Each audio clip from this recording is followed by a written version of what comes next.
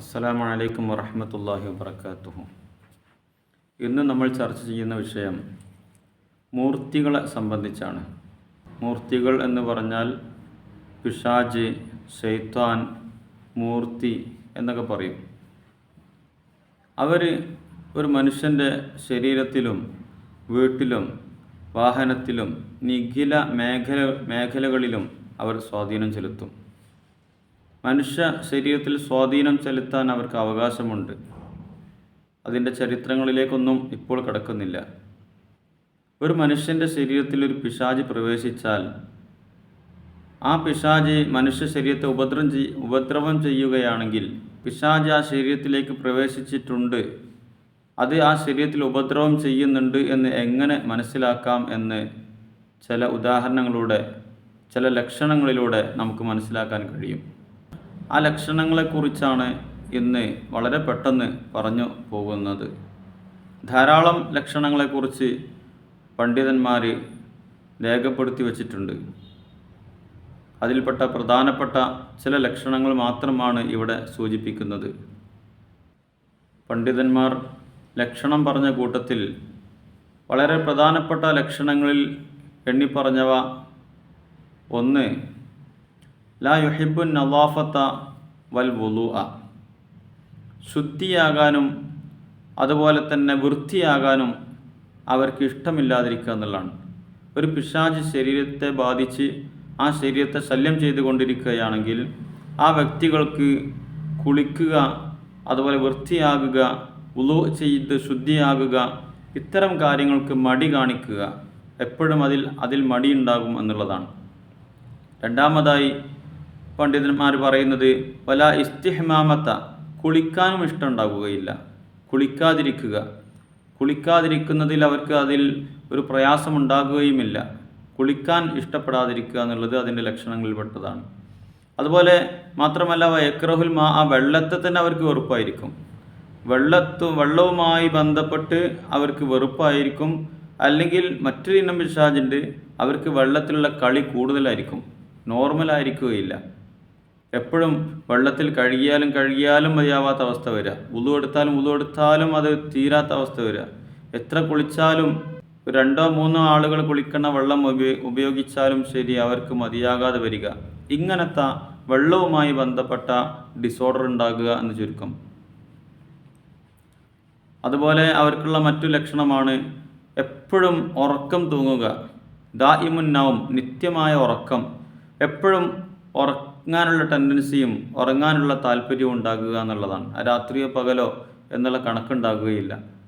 അതുപോലെ മറ്റൊരു ലക്ഷണമാണ് വയജ്ലിസു ഫിൽ ദുൽമത്തി, അവർക്ക് ഇരുട്ടിൽ എപ്പോഴും ഇരിക്കാൻ താല്പര്യമുണ്ടാകുക, വെളിച്ചത്ത് വരാൻ ഇഷ്ടമുണ്ടാകുകയില്ല, എപ്പോഴും ഇരുട്ടത്തിരിക്കുക, ലൈറ്റ് ഓഫ് ചെയ്തിരിക്കുക, ഇത്തരമൊരു ലക്ഷണം അവരിൽ കണ്ടുവരുന്നുണ്ട്. അതുപോലെ പണ്ഡിതന്മാർ പറഞ്ഞ മറ്റൊരു ലക്ഷണം യുഹിബ്ബു അൻ യുതീല ശഅറതി വൽ അളാഫിറ, അവരുടെ നഖവും മുടിയും അതിങ്ങനെ നീട്ടി വളർത്താൻ ഇഷ്ടപ്പെടുമെന്നുള്ളതാണ്. അത് വെട്ടിക്കളഞ്ഞ് വൃത്തിയാക്കാതെ നീട്ടി കൊണ്ടുപോകുക, അതിനുള്ള ഇഷ്ടം അവർക്കുണ്ടാകുക. അതുപോലെ അവർക്കുള്ള മറ്റൊരു ലക്ഷണം കസീറുൽ ബുക്കാഇ ബിലാ സബബിൻ, ആവശ്യമില്ലാതെ ഇങ്ങനെ കരയുക, അല്ലെങ്കിൽ കരയാൻ ഇങ്ങനെ അവർക്ക് തോന്നുക, അവർ ഉള്ളിൽ നിന്ന് കരയണം എന്നുള്ളൊരു ടെൻഡൻസി ഉണ്ടാവുക, അല്ലെങ്കിൽ അവർ കരയുക. അല്ലെങ്കിലോ നേരെ ഓപ്പോസിറ്റും സംഭവിക്കും, അബിൽ ബിലാ സബബിൻ, ആവശ്യമില്ലാതെ അങ്ങനെ ചിരിക്കുക. ഒന്നുകിൽ ചില ആളുകൾക്ക് ചിരിയായിരിക്കും പ്രശ്നം, ചില ആളുകൾക്ക് കരച്ചിലായിരിക്കും പ്രശ്നം. ഇത് ആവശ്യത്തിനല്ല, ആവശ്യത്തിലധികമായിട്ട് എന്തിനാണ് അവർക്ക് തന്നെ തോന്നുകയില്ല. അവരുടെ ഉള്ളിൽ നിന്നൊരു വെളിയാളം, ഒന്ന് എപ്പോഴും ഇങ്ങനെ കരയാനുള്ള തോന്നലുണ്ടാകുക, അല്ലെങ്കിൽ ചിരിക്കാനുള്ള തോന്നലുണ്ടാകുക.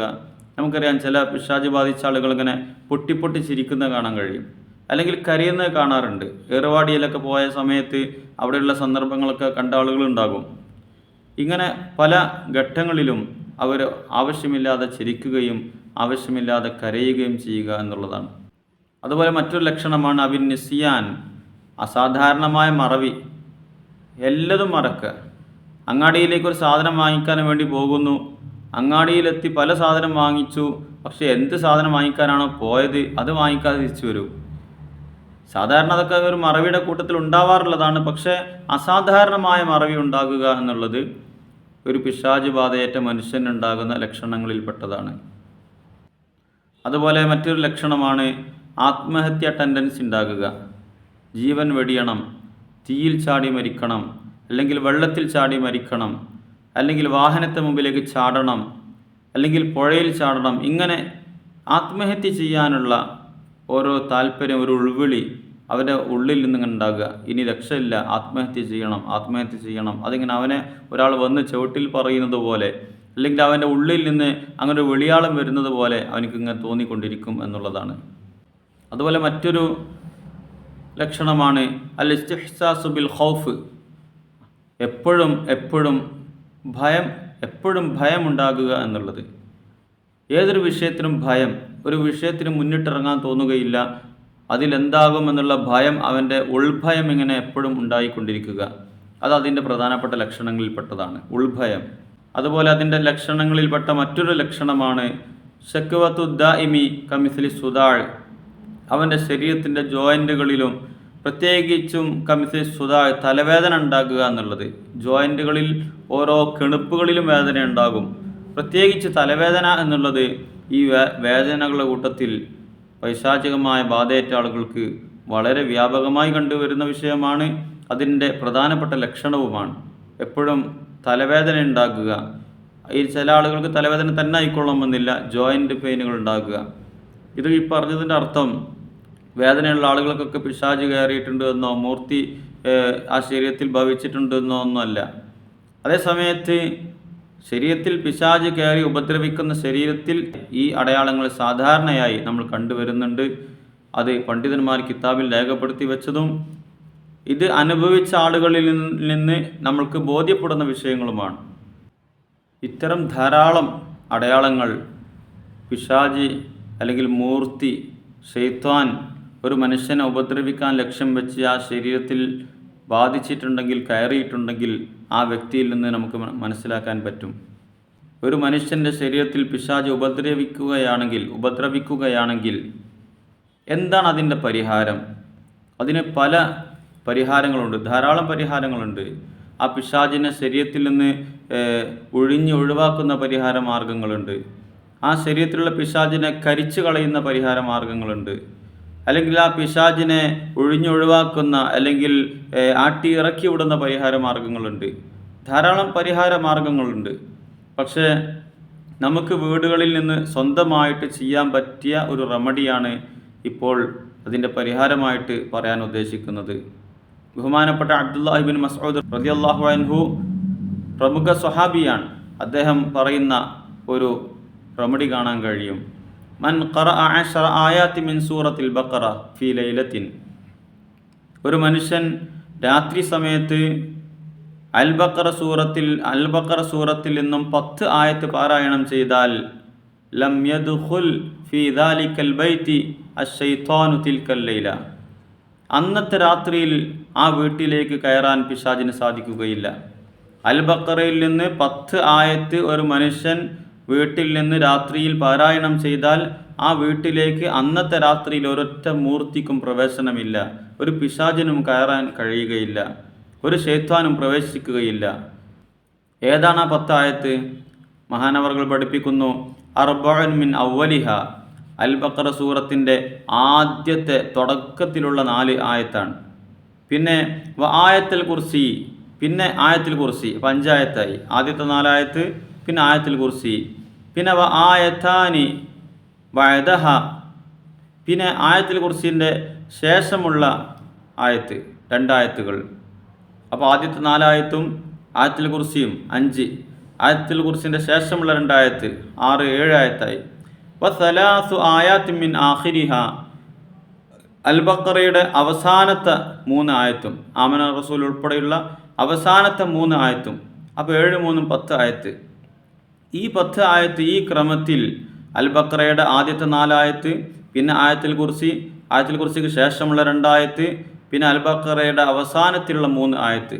ഈ തർത്തീബ് പ്രകാരം ഒരു വീട്ടിൽ നിന്നൊരു മനുഷ്യൻ പാരായണം ചെയ്താൽ ആ വീട്ടിലേക്ക് പിശാചിന് പ്രവേശനമില്ല, അവൻ ലോക്കായിരിക്കുന്നു. അന്നത്തെ രാത്രിയിൽ പിന്നെ അടുത്ത രാത്രി വരുമ്പോൾ ആ വീട്ടിൽ നിന്ന് വീണ്ടും പാരായണം ചെയ്യുക.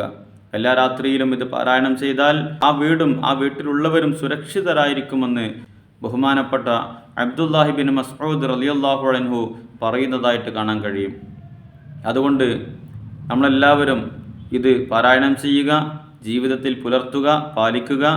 നമ്മുടെ മക്കൾ, നമ്മുടെ വീട്ടുകാരെല്ലാവരും പിശാചിൻ്റെ ഉപദ്രവങ്ങളിൽ നിന്ന് സുരക്ഷിതരായിരിക്കണം. അതുകൊണ്ട് ജീവിതത്തിൻ്റെ ഭാഗമാക്കി ഇത് മാറ്റാൻ വേണ്ടി കഴിയണം. അള്ളാഹു തൗഫീഖ് നൽകുമാറാവട്ടെ. ആരെല്ലാം പിശാചിൻ്റെ ഷർറുമായി ബന്ധപ്പെട്ട് പ്രയാസപ്പെടുന്നുണ്ടോ എല്ലാവരുടെ ഷർറ്, എല്ലാ ആളുകൾക്കും അള്ളാഹു ആ പൈശാചിക ഷർറിൽ നിന്ന് മോചനം നൽകുമാറാവട്ടെ. എല്ലാ ശരീരത്തിൽ ബാധിച്ചിരിക്കുന്ന ഏറ്റതും ഏൽപ്പിച്ചതും വന്നുകൂടിയതുമായ എല്ലാവിധ പൈശാചിക ഷർറുകളും റൂഹാനിയത്തും ശരീരത്തിൽ നിന്ന് വിട്ടൊഴിഞ്ഞ് ഭൂതപ്രേത പിശാചുകളുടെ ഷർറിൽ നിന്നൊക്കെ അള്ളാഹു കാവൽ നൽകുമാറാവട്ടെ. അസ്സലാമു അലൈക്കും വറഹ്മത്തുള്ളാഹി വബറകാതുഹു.